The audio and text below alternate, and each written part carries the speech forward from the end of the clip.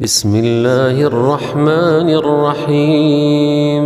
الحمد لله الذي أنزل على عبده الكتاب ولم يجعل له عوجا قيما لينذر بأسا شديدا من لدنه ويبشر المؤمنين الذين يعملون الصالحات أن لهم أجرا حسنا ماكثين فيه أبدا وينذر الذين قالوا اتخذ الله ولدا ما لهم به من علم ولا لآبائهم كبرت كلمة تخرج من أفواههم إن يقولون إلا كذبا فلعلك باخع نفسك على آثارهم إن لم يؤمنوا بهذا الحديث أسفا إنا جعلنا ما على الأرض زينة لها لنبلوهم أيهم أحسن عملا وإنا لجاعلون ما عليها صعيدا جرزا أم حسبت أن أصحاب الكهف والرقيم كانوا من آياتنا عجبا إذ أوى الفتية إلى الكهف فقالوا ربنا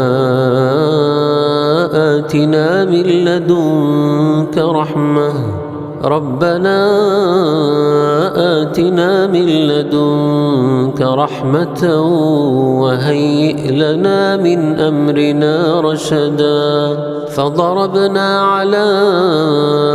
آذانهم في الكهف سنين عددا ثم بعثناهم لنعلم أي الحزبين أحصى لما لبثوا أمدا نحن نقص عليك نبأهم بالحق إنهم فتية آمنوا بربهم وزدناهم هدى وربطنا على قلوبهم إذ قاموا فقالوا ربنا رب السماوات والأرض لن ندعو من دونه إلها لقد قلنا إذا شططا هؤلاء قومنا اتخذوا من دونه آلهة لولا يأتون عليهم بسلطان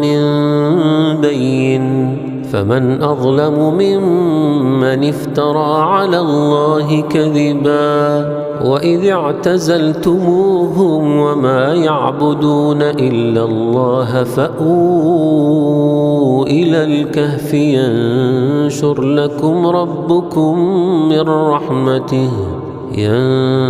لكم ربكم من رحمته ويهيئ لكم من أمركم مرفقا وترى الشمس إذا طلعت تزاور عن كهفهم ذات اليمين وإذا غربت تقرضهم ذات الشمال وهم في فجوة منه ذلك من آيات الله من يهد الله فهو المهتد ومن يضلل فلن تجد له وليا مرشدا وتحسبهم أيقاظا وهم رقود ونقلبهم ذات اليمين وذات الشمال وكلبهم باسط ذراعيه بالوصيد لو اطلعت عليهم لوليت منهم فرارا ولملئت منهم رعبا وكذلك بعثناهم ليتساءلوا بينهم قال قائل منهم كم لبثتم قالوا لبثنا يوما أو بعض يوم قالوا ربكم أعلم بما لبثتم فابعثوا أحدكم بورقكم هذه إلى المدينة فلينظر أيها أزكى طعاما فليأتكم برزق منه وليتلطف ولا يشعرن بكم أحدا إنهم إن يظهروا عليكم يرجموكم أو يعيدوكم في ملتهم ولن تفلحوا إذا أبدا وكذلك أعثرنا عليهم ليعلموا أن وعد الله حق وأن الساعة لا ريب فيها إذ يتنازعون بينهم أمرهم فقالوا ابنوا عليهم بنيانا ربهم أعلم بهم قال الذين غلبوا على أمرهم لنتخذن عليهم مسجدا سيقولون ثلاثة رابعهم كلبهم ويقولون خمسة سادسهم كلبهم رجما بالغيب ويقولون سبعة وثامنهم كلبهم قل ربي أعلم بعدتهم ما يعلمهم إلا قليل فلا تمار فيهم إلا مراء ظاهرا ولا تستفت فيهم منهم أحدا ولا تقولن لشيء إني فاعل ذلك غدا إلا أن يشاء الله واذكر ربك إذا نسيت وقل عسى أن يهديني ربي لأقرب من هذا رشدا ولبثوا في كهفهم 300 سنين وازدادوا 9 قل الله أعلم بما لبثوا له غيب السماوات والأرض أبصر به وأسمع ما لهم من دونه من ولي ولا يشرك في حكمه أحدا واتل ما أوحي إليك من كتاب ربك لا مبدل لكلماته ولن تجد من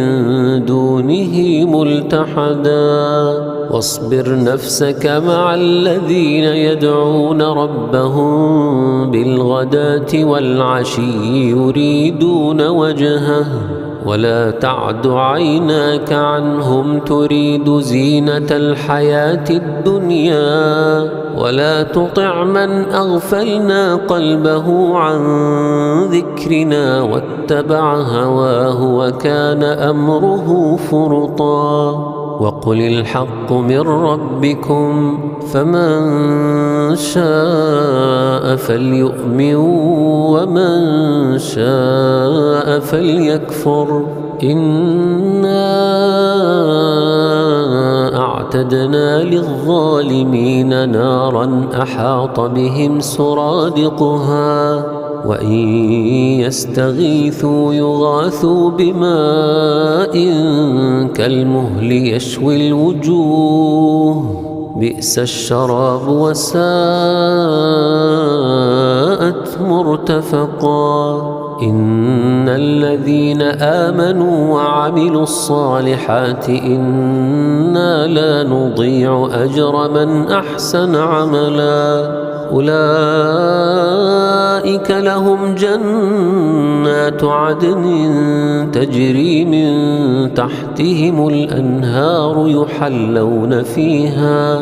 يحلون فيها من أساور من ذهب ويلبسون ثيابا خضرا من سندس واستبرق متكئين فيها على الأرائك نعم الثواب وحسنت مرتفقا. واضرب لهم مثل الرجلين جعلنا لأحدهما جنتين من أعناب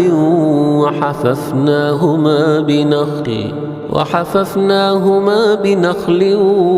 وجعلنا بينهما زرعا كلتا الجنتين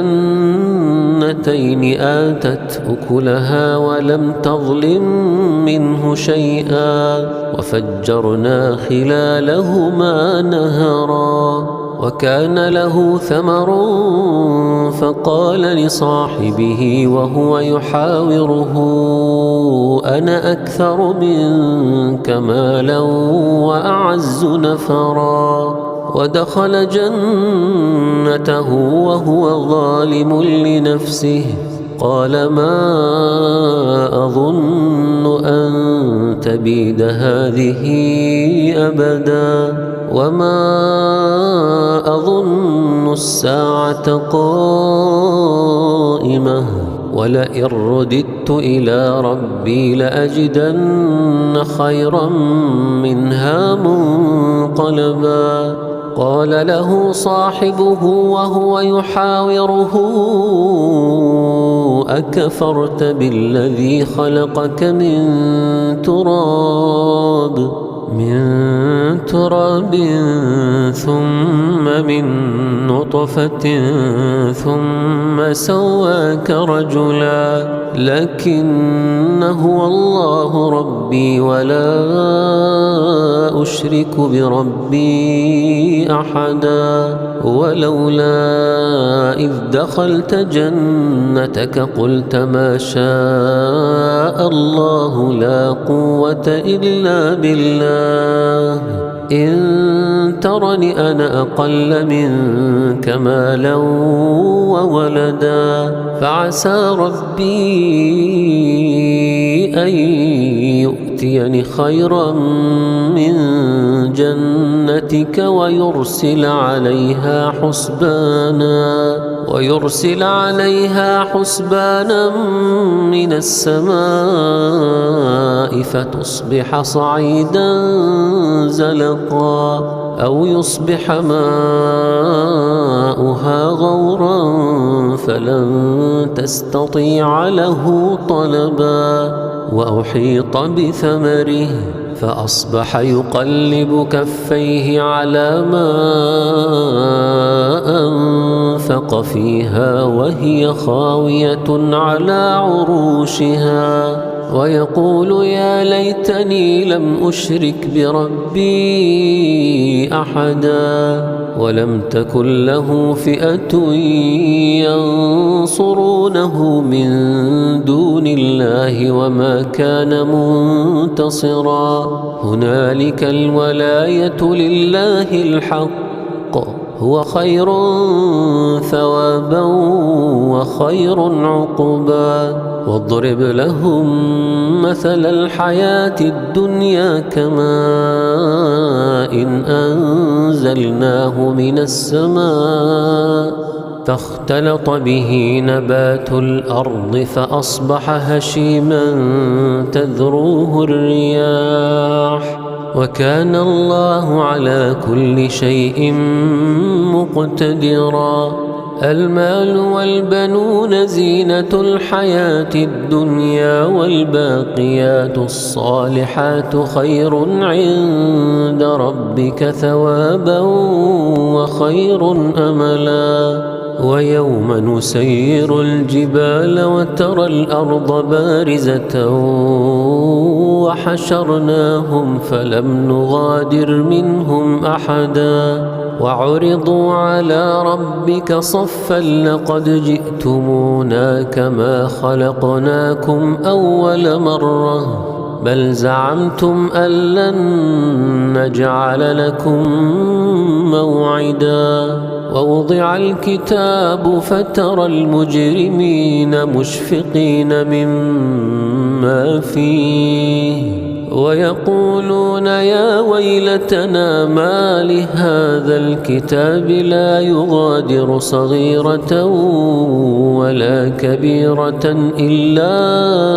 أحصاها ووجدوا ما عملوا حاضرا ولا يظلم ربك أحدا وإذ قلنا للملائكة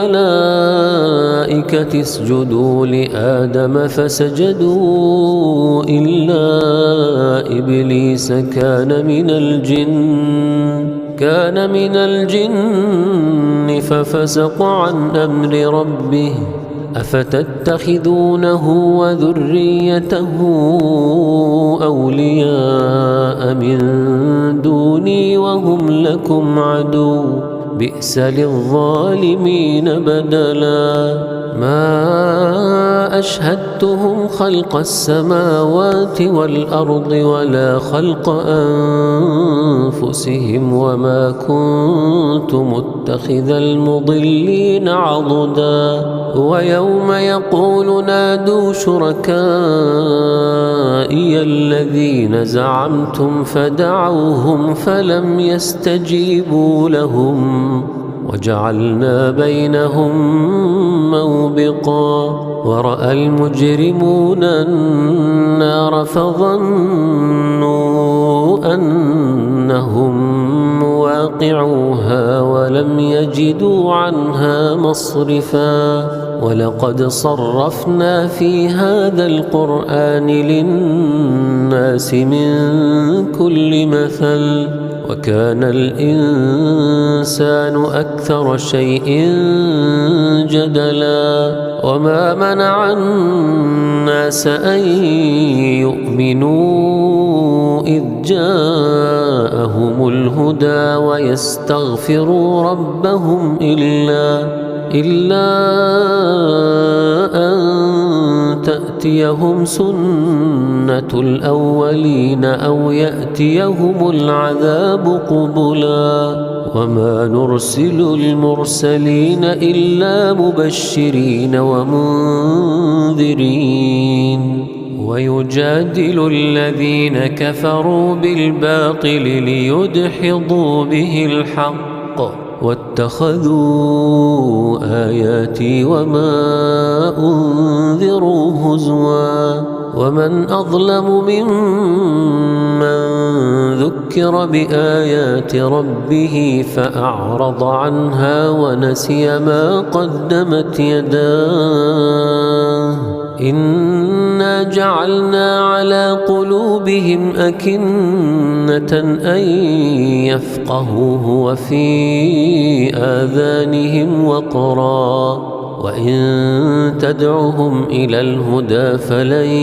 يهتدوا إذا أبدا وربك الغفور ذو الرحمة لو يؤاخذهم بما كسبوا لعجل لهم العذاب بل لهم موعد لن يجدوا من دونه موئلا وتلك القرى أهلكناهم لما ظلموا وجعلنا لمهلكهم موعدا وإذ قال موسى لفتاه لا أبرح حتى أبلغ مجمع البحرين أو أمضي حقبا فلما بلغا مجمع بينهما نسيا حوتهما فاتخذ سبيله في البحر سربا فلما جاوزا قال لفتاه آتنا غداءنا لقد لقينا من سفرنا هذا نصبا قال أرأيت إذ أوينا إلى الصخرة فإني نسيت الحوت وما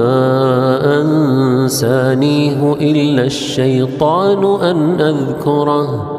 واتخذ سبيله في البحر عجبا قال ذلك ما كنا نبغي فارتدا على آثارهما قصصا فوجدا عبدا من عبادنا آتيناه رحمة من عندنا وعلمناه من لدنا علما قال له موسى هل أتبعك على أن تعلمني مما علمت رشدا قال إنك لن تستطيع معي صبرا وكيف تصبر على ما لم تحط به خبرا قال ستجدني إن شاء الله صابرا ولا أعصي لك أمرا قال فإن اتبعتني فلا تسألني عن شيء حتى أحدث لك منه ذكرا فانطلقا حتى إذا ركبا في السفينة خرقها قال أخرقتها لتغرق أهلها لقد جئت شيئا إمرا قال ألم أقل إنك لن تستطيع معي صبرا قال لا تؤاخذني بما نسيت ولا ترهقني من أمري عسرا فانطلقا حتى إذا لقيا غلاما فقتله قال أقتلت نفسا زكية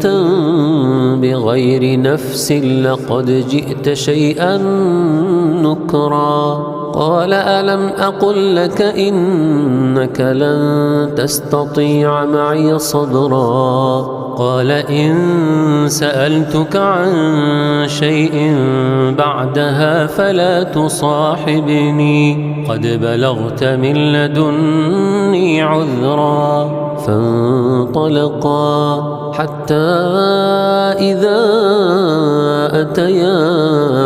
أهل قرية استطعما أهلها فأبوا أن يضيفوهما فوجدا فيها جدارا يريد أن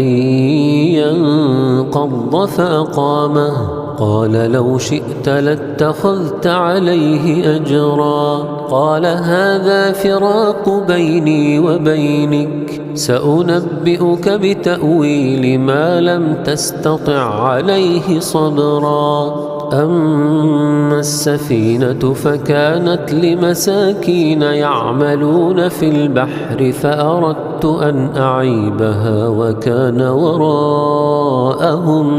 ملك يأخذ كل سفينة غصبا وأما الغلام فكان أبواه مؤمنين فخشينا أن يرهقهما طغيانا وكفرا فأردنا أن يبدلهما ربهما خيرا منه زكاة وأقرب رحما وأما الجدار فكان لغلامين يتيمين في المدينة وكان تحته كنز لهما وكان أبوهما صالحا فأراد ربك أن يبلغا أشدهما ويستخرجا كنزهما رحمة من ربك وما فعلته عن أمري ذلك تأويل ما لم تسطع عليه صبرا ويسألونك عن ذي القرنين قل سأتلو عليكم منه ذكرا إنا مكنا له في الأرض وآتيناه من كل شيء سببا فأتبع سببا حتى إذا بلغ مغرب الشمس وجدها تغرب في عين حمئة ووجد عندها قوما قلنا يا ذا القرنين إما أن تعذب وإما أن تتخذ فيهم حسنا قال أما من ظلم فسوف نعذبه ثم يرد إلى ربه فيعذبه عذابا نكرا وأما من آمن وعمل صالحا فله جزاء الحسنى وسنقول له من أمرنا يسرا ثم أتبع سببا حتى إذا بلغ مطلع الشمس وجدها تطلع على قوم لم نجعل لهم من دونها سترا كذلك وقد أحطنا بما لديه خبرا ثم أتبع سببا حتى إذا بلغ بين السدين وجد من دونهما قوما لا يكادون يفقهون قولا قالوا يا ذا القرنين إن يأجوج ومأجوج مفسدون في الأرض فهل نجعل لك خرجا على أن تجعل بيننا وبينهم سدا قال ما مكني فيه ربي خير فأعينوني بقوة أجعل بينكم وبينهم ردما آتوني زبر الحديد حتى إذا ساوى بين الصدفين قال انفخوا حتى إذا جعله نارا قال آتوني أفرغ عليه قطرا فما استطاعوا أن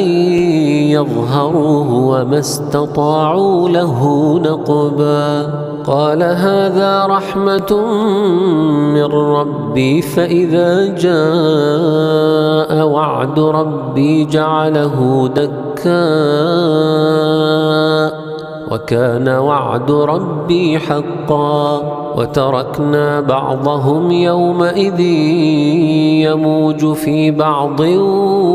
ونفخ في الصور فجمعناهم جمعا وعرضنا جهنم يومئذ للكافرين عرضا الذين كانت أعينهم في غطاء عن ذكري وكانوا لا يستطيعون سمعا أفحسب الذين كفروا أن يتخذوا عبادي من دوني أولياء إنا أعتدنا جهنم للكافرين نزلا قل هل ننبئكم بالأخسرين أعمالا الذين ضل سعيهم في الحياة الدنيا وهم يحسبون أنهم يحسنون صنعا أولئك الذين كفروا بآيات ربهم ولقائه فحبطت أعمالهم فلا نقيم لهم يوم القيامة وزنا ذلك جزاؤهم جهنم بما كفروا واتخذوا آياتي ورسلي هزوا إن الذين آمنوا وعملوا الصالحات كانت لهم جنات الفردوس نزلا خالدين فيها لا يبغون عنها حولا قل لو كان البحر مدادا لكلمات ربي لنفد البحر قبل أن تنفد كلمات ربي ولو جئنا بمثله مددا قل إنما أنا بشر مثلكم يوحى إلي أنما إلهكم إله واحد فمن كان يرجو لقاء ربه فليعمل عملا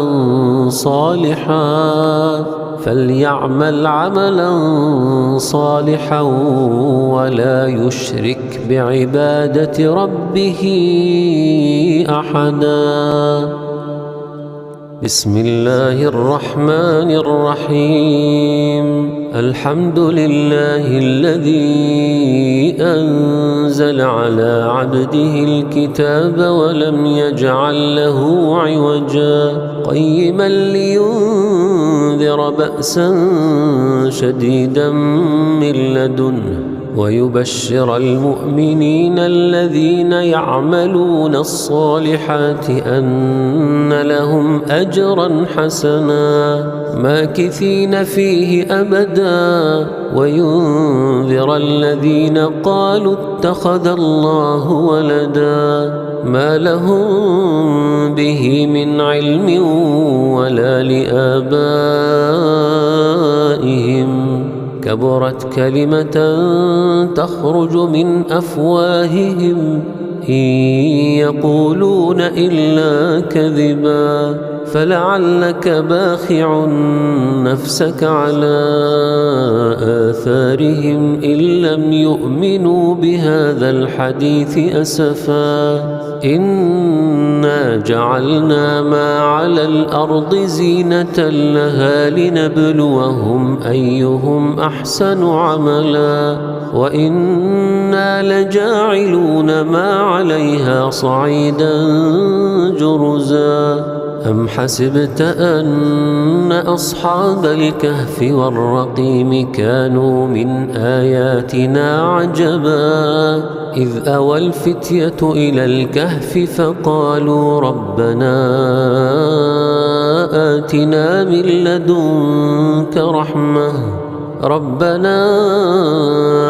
آتنا من لدنك رحمة وهيئ لنا من أمرنا رشدا فضربنا على آذانهم في الكهف سنين عددا ثم بعثناهم لنعلم أي الحزبين أحصى لما لبثوا أمدا نحن نقص عليك نبأهم بالحق إنهم فتية آمنوا بربهم وزدناهم هدى وربطنا على قلوبهم إذ قاموا فقالوا ربنا رب السماوات والأرض لن ندعو من دونه إلها لقد قلنا إذا شططا هؤلاء قومنا اتخذوا من دونه آلهة لولا يأتون عليهم بسلطان بين فمن أظلم ممن افترى على الله كذبا وإذ اعتزلتموهم وما يعبدون إلا الله فأووا إلى الكهف ينشر لكم ربكم من رحمته ينشر لكم ربكم من رحمته ويهيئ لكم من أمركم مرفقا وترى الشمس إذا طلعت تزاور عن كهفهم ذات اليمين وإذا غربت تقرضهم ذات الشمال وهم في فجوة منه ذلك من آيات الله من يهد الله فهو المهتد ومن يضلل فلن تجد له وليا مرشدا وتحسبهم أيقاظا وهم رقود ونقلبهم ذات اليمين وذات الشمال وكلبهم باسط ذراعيه بالوصيد لو اطلعت عليهم لوليت منهم فرارا ولملئت منهم رعبا وكذلك بعثناهم ليتساءلوا بينهم قال قائل منهم كم لبثتم قالوا لبثنا يوما أو بعض يوم قالوا ربكم أعلم بما لبثتم فابعثوا أحدكم بورقكم هذه إلى المدينة فلينظر أيها أزكى طعاما فليأتكم برزق منه وليتلطف ولا يشعرن بكم أحدا إنهم إن يظهروا عليكم يرجموكم أو يعيدوكم في ملتهم ولن تفلحوا إذن أبدا وكذلك أعثرنا عليهم ليعلموا أن وعد الله حق وأن الساعة لا ريب فيها إذ يتنازعون بينهم أمرهم فقالوا ابنوا عليهم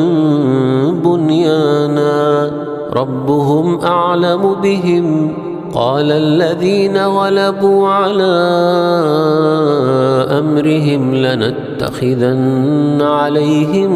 مسجدا سيقولون ثلاثة رابعهم كلبهم ويقولون خمسة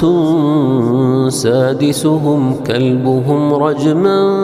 بالغيب ويقولون سبعة وثامنهم كلبهم قل ربي أعلم بعدتهم ما يعلمهم إلا قليل فلا تمار فيهم إلا مراء ظاهرا ولا تستفت فيهم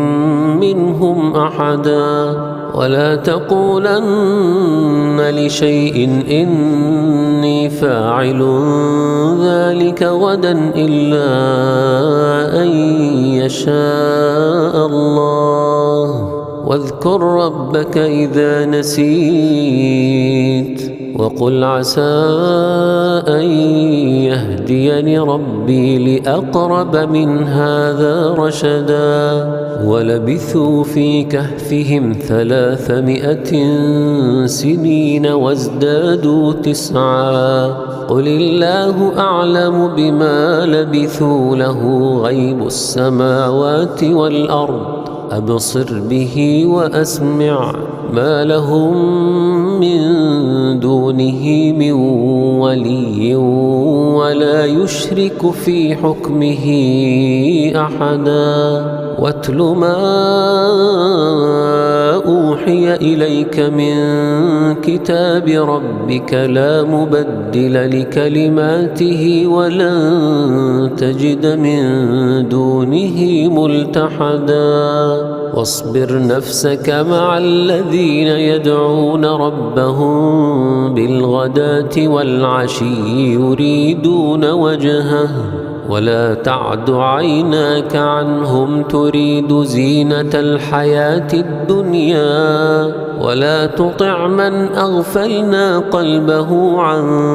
ذكرنا واتبع هواه وكان أمره فرطا وقل الحق من ربكم فمن شاء فليؤمن ومن شاء فليكفر إنا أعتدنا للظالمين نارا أحاط بهم سرادقها وإن يستغيثوا يغاثوا بماء كالمهل يشوي الوجوه بئس الشراب وساءت مرتفقا إن الذين آمنوا وعملوا الصالحات إنا لا نضيع أجر من أحسن عملا أولئك لهم جنات عدن تجري من تحتهم الأنهار يحلون فيها من أساور من ذهب ويلبسون ثيابا خضرا من سندس واستبرق متكئين فيها على الأرائك نعم الثواب وحسنت مرتفقا واضرب لهم مثل الرجلين جعلنا لأحدهما جنتين من أعناب وحففناهما بنخل وجعلنا بينهما زرعا كلتا الجنتين آتت أكلها ولم تظلم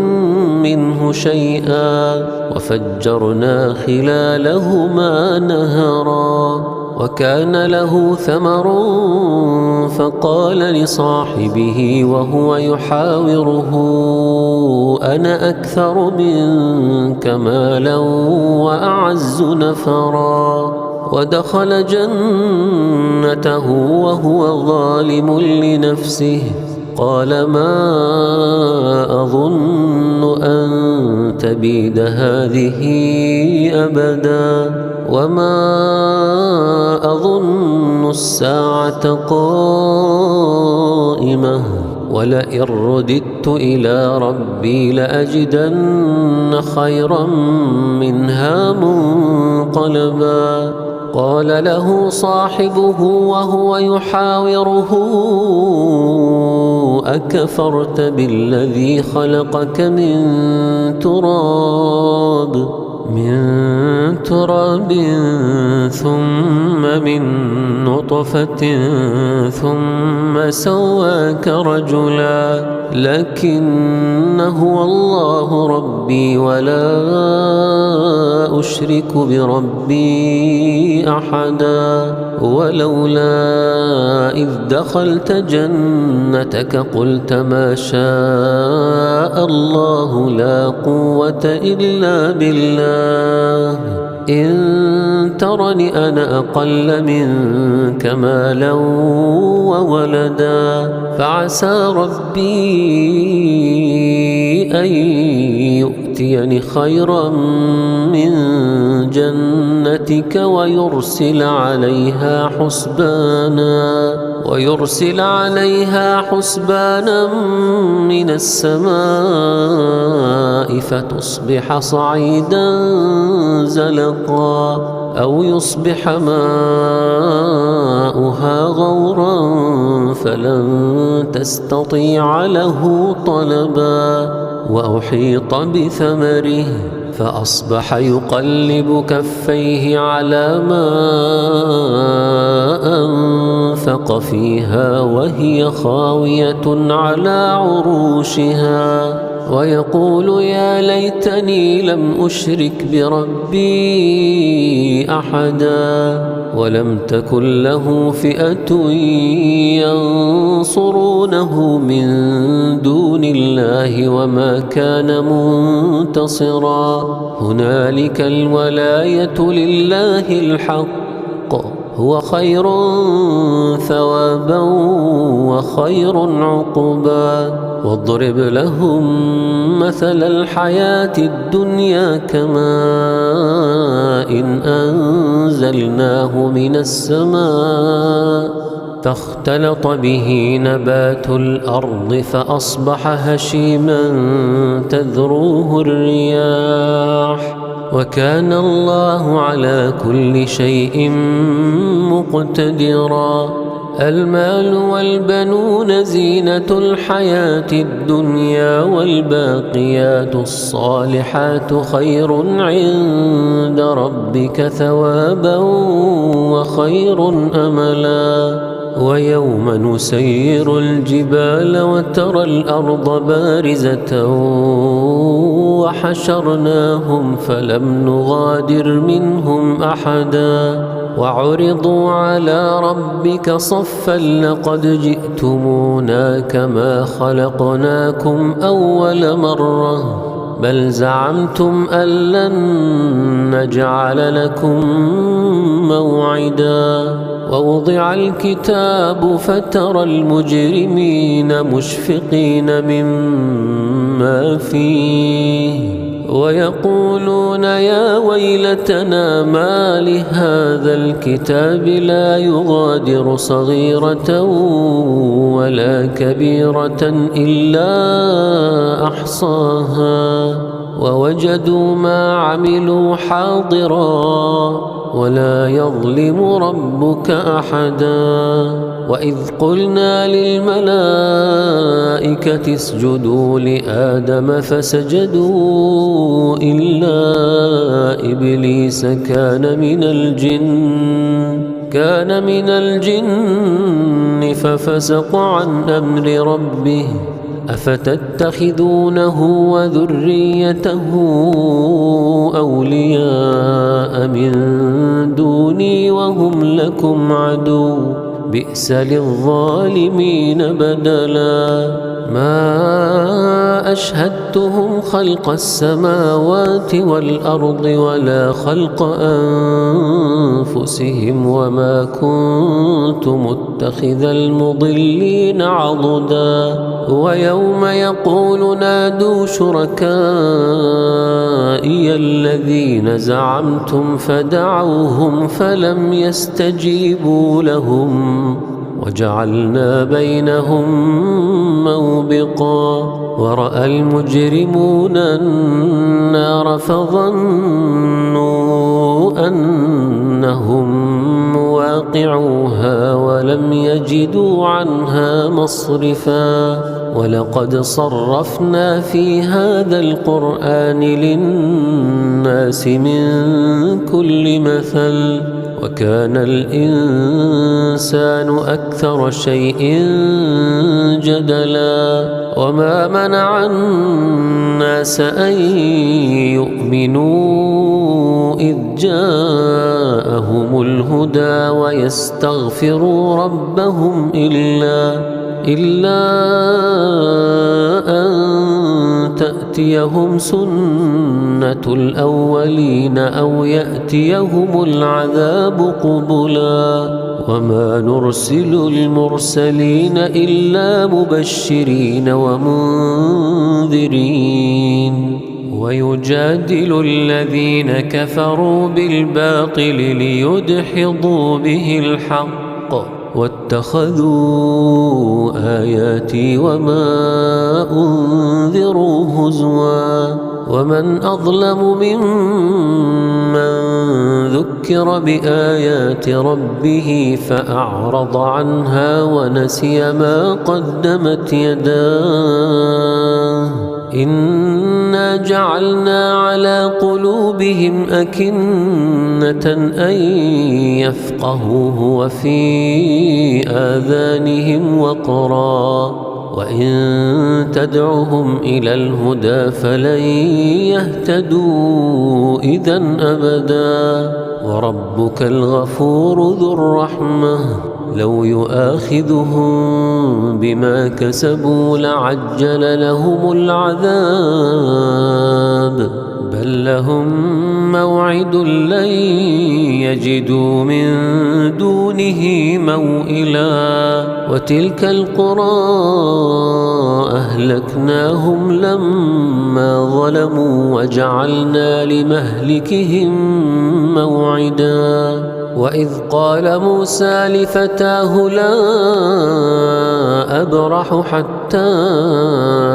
أبلغ مجمع البحرين أو أمضي حقبا فلما بلغا مجمع بينهما نسيا حوتهما فاتخذ سبيله في البحر سربا فلما جاوزا قال لفتاه آتنا غداءنا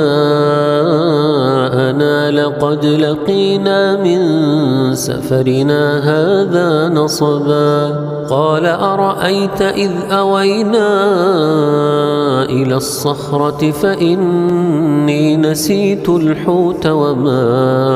أنسانيه إلا الشيطان أن أذكره واتخذ سبيله في البحر عجبا قال ذلك ما كنا نبغي فارتدا على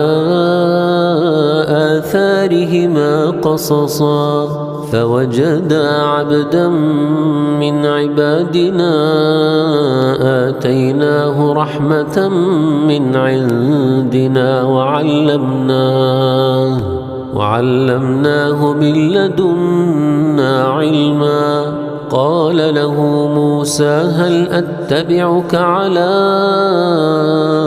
أن تعلمني مما علمت رشدا قال إنك لن تستطيع معي صبرا وكيف تصبر على ما لم تحط به خبرا قال ستجدني إن شاء الله صابرا ولا أعصي لك أمرا قال فإن اتبعتني فلا تسألني عن شيء حتى أحدث لك منه ذكرا فانطلقا حتى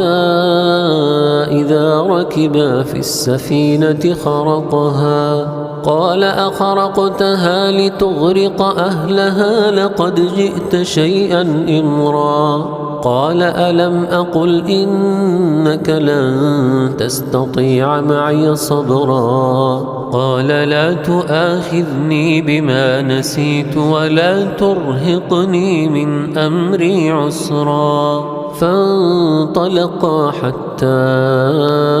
إذا لقيا غلاما فقتله قال أقتلت نفسا زكية بغير نفس لقد جئت شيئا نكرا قال ألم أقل لك إنك لن تستطيع معي صبرا قال إن سألتك عن شيء بعدها فلا تصاحبني قد بلغت من لدني عذرا فانطلقا حتى إذا أتيا أهل قرية استطعما أهلها فأبوا أن يضيفوهما فوجدا فيها جدارا يريد أن ينقض فأقامه قال لو شئت لاتخذت عليه أجرا قال هذا فراق بيني وبينك سأنبئك بتأويل ما لم تستطع عليه صبرا. أما السفينة فكانت لمساكين يعملون في البحر فأردت أن أعيبها وكان وراءهم ملك يأخذ كل سفينة غصبا. وأما الغلام فكان أبواه مؤمنين فخشينا أن يرهقهما طغيانا وكفرا فأردنا أن يبدلهما ربهما خيرا منه زكاة وأقرب رحما. وأما الجدار فكان لغلامين يتيمين في المدينة وكان تحته كنز لهما وكان أبوهما صالحا فأراد ربك أن يبلغا أشدهما ويستخرجا كنزهما رحمة من ربك وما فعلته عن أمري ذلك تأويل ما لم تسطع عليه صبرا. ويسألونك عن ذي القرنين قل سأتلو عليكم منه ذكرا. إنا مكنا له في الأرض وآتيناه من كل شيء سببا فأتبع سببا حتى إذا بلغ مغرب الشمس وجدها تغرب في عين حمئة ووجد عندها قوما قلنا يا ذا القرنين إما أن تعذب وإما أن تتخذ فيهم حسنا. قال أما من ظلم فسوف نعذبه ثم يرد إلى ربه فيعذبه عذابا نكرا. وأما من آمن وعمل صالحا فله جزاء الحسنى وسنقول له من أمرنا يسرا. ثم أتبع سببا حتى إذا بلغ مطلع الشمس وجدها تطلع على قوم لم نجعل لهم من دونها سترا كذلك وقد أحطنا بما لديه خبرا. ثم أتبع سببا حتى إذا بلغ بين السدين وجد من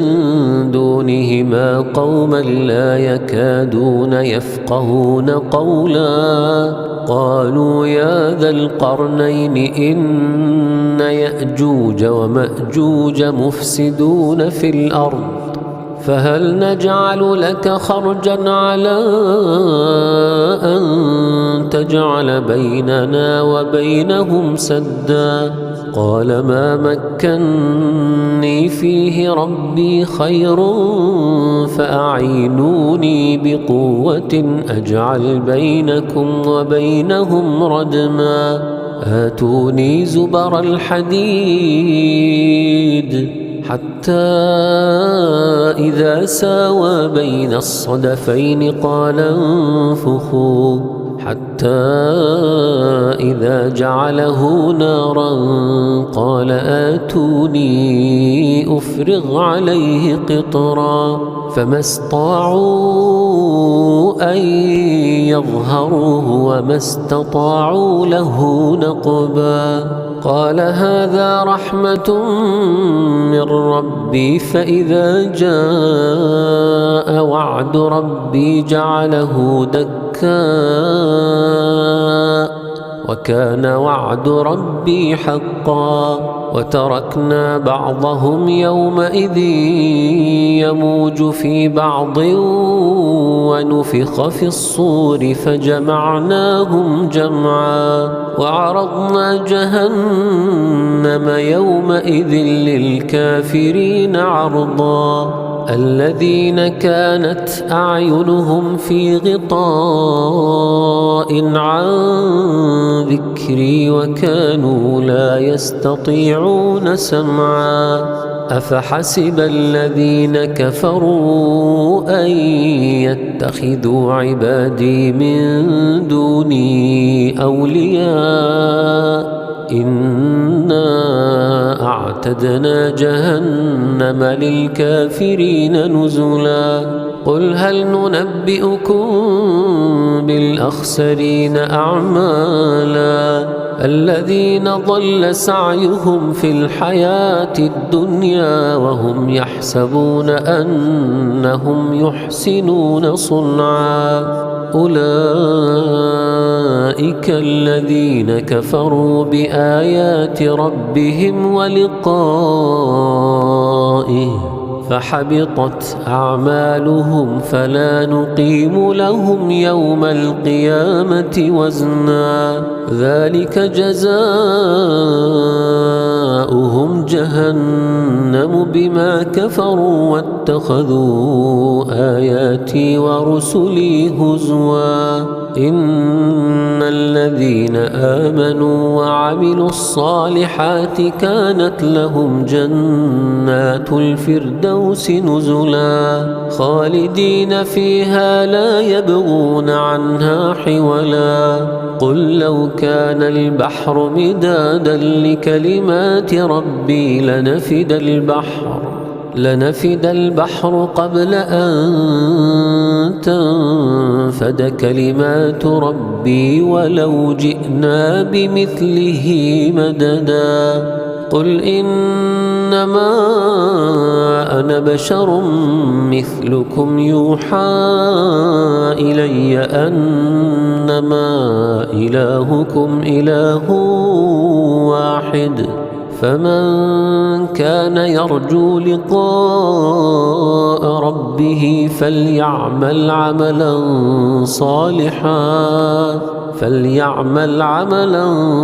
صالحا ولا يشرك بعبادة ربه أحدا.